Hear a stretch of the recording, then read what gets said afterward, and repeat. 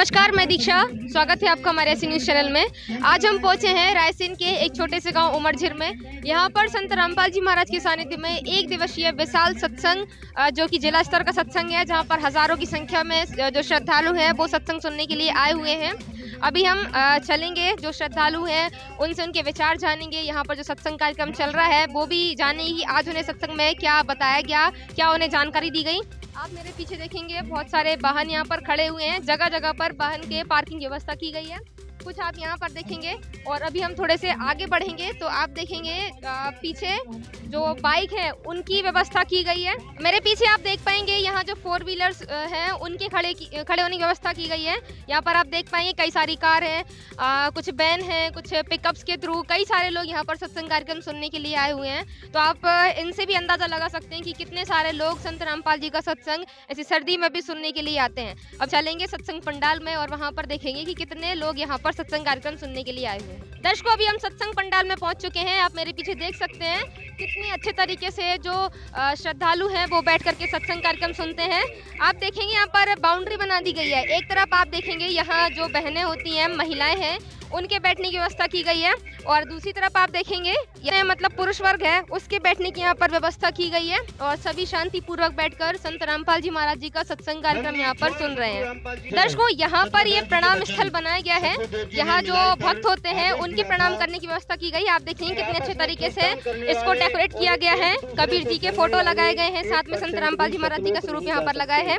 नीचे आप देखेंगे गद्दे बिछाए गए हैं जिनके ऊपर चादर भी बहुत अच्छे से बिछाया है और मतलब डेकोरेशन भी बहुत अच्छे तरीके से यहाँ पर किया गया है। यहाँ पर देखेंगे जो बहनें होती हैं उनके प्रणाम की यहाँ पर व्यवस्था की गई है। यहाँ आप देखें तो यहाँ पर भी सेम व्यवस्था जैसे वहाँ पर भक्तों के लिए की गई थी।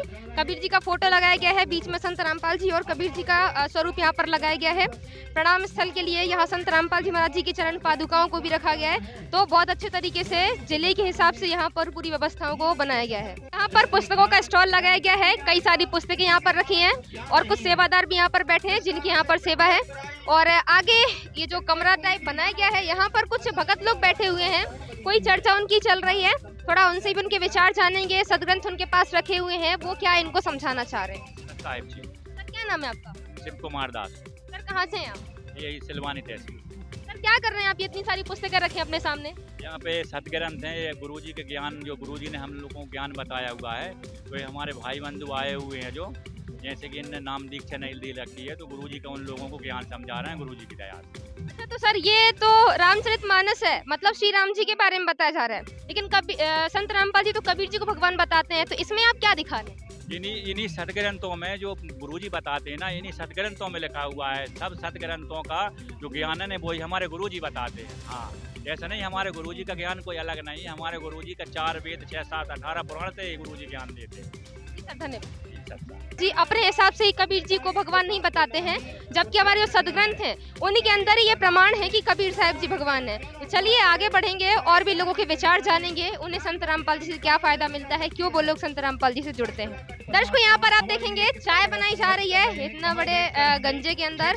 जो 2 लोग लगे हुए हैं और वो यहाँ पर चाय बना रहे हैं, तो इनके भी विचार जानेंगे कि यहाँ पर चाय की व्यवस्था संत रामपाल जी के जो शिष्य होते हैं केवल उनके लिए होती है, सभी के लिए होती है। नमस्कार सर। नमस्कार बहन। सर, क्या नाम है आपका? मेरा संजय दास नाम है। कहाँ से हैं सर आप? मैं बरेली से हूँ, बाड़ी बरेली। सर, यहाँ पर ये चाय बनाई जा रही है, तो केवल चाय की व्यवस्था ही लोगों के लिए होती है या और भी कोई व्यवस्था है? परमात्मा जी की दया से, गुरु जी के आदेश से चाय राम की, बिस्कुट राम की, जल राम की निःशुल्क व्यवस्था रहती है यहाँ। अच्छा, तो सर ये चाय कोई कितनी बार भी ले सकता है या केवल आप एक ही बार देते हैं उनको? नहीं बहन जी, कोई भी कितनी बार ले सकता है, बिस्कुट भी कितनी बार ले सकता है। तो सर जो श्रद्धालु यहाँ पर सत्संग सुनने आते हैं, कुछ लोग जिन्होंने उपदेश नहीं ले रखा संत रामपाल जी से, वो भी आते हैं सत्संग सुनने के लिए, तो ये व्यवस्थाएं सभी के लिए रहती हैं या केवल संत रामपाल जी के फॉलोवर्स के लिए ये किया जाता है? नहीं, ये सभी के लिए रहती, कोई भी आ सकता है, कोई भी ले सकता है और परमात्मा जी की दया से निःशुल्क रहता है सब। तो सर कितने पैसे लेते हैं आप चाय के लिए? बहन जी, पैसे बिल्कुल भी नहीं लेते, ये सब निःशुल्क ही रहता है मालिक की आदेश से। धन्यवाद। नमस्कार। दर्शकों, यहाँ पर छोटे छोटे बच्चे जुड़े हुए हैं जिन्होंने संत रामपाल जी महाराज से नाम दीक्षा ले रखी है। हम अक्सर ही देखते हैं नया साल आता है या क्रिसमस डे आता है तो बच्चे भी बहुत ज़्यादा एक्साइटेड होते हैं कि कुछ वो नया करेंगे। यहाँ पर भी ये बच्चे जुड़े हैं, चलिए इनके विचार जानते हैं, ये लोग क्या करने वाले हैं। नमस्कार साहिब। क्या नाम है आपका? मेरा नाम अजय दास है। कहाँ से हो आप? मैं बेगमगंज जिला रायसेन मध्य प्रदेश से हूँ। अच्छा, अभी क्रिसमस डे आने वाला है, तो आप अभी क्या क्या तैयारी करने वाले हैं क्रिसमस डे के लिए?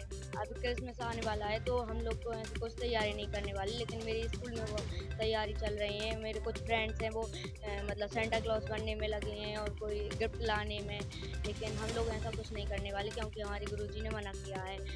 कुछ लोगों का मानना है कि सेंटा क्लॉज हमें गिफ्ट्स देता है, विशेष देता है।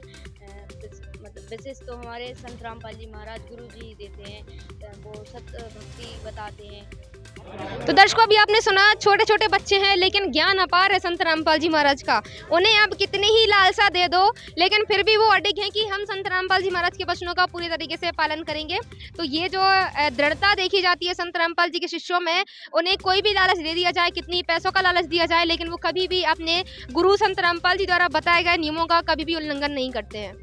दर्शकों, सत्संग कार्यक्रम खत्म हो चुका है और जो श्रद्धालु हैं सत्संग सुनने के लिए आए हुए थे, अब वो भी अपने घरों की तरफ प्रस्थान कर रहे हैं। आप सामने देख पाएंगे जो पूरी भीड़ है अब बिखर चुकी है, सभी अपने अपने घरों की तरफ जाने को तैयार है। ये कार निकल रही है, आगे ऑटो खड़ा हुआ है और यहाँ पर आप देखेंगे जूता घर जो बना हुआ है, यहाँ पर भी लोग अपने अपने जूते, अपना टोकन उन्हें वापस दे करके अपने जूते चप्पल ले रहे हैं और अपने घरों की तरफ प्रस्थान कर रहे हैं। आपने यहाँ पर देखा कई सारे श्रद्धालु सत्संग कार्यक्रम सुनने के लिए आए हुए थे और अब ये सत्संग समाप्त हो चुका है। तो आज के लिए इतना ही। आगे की और अपडेट्स के लिए बने रहिए हमारे साथ।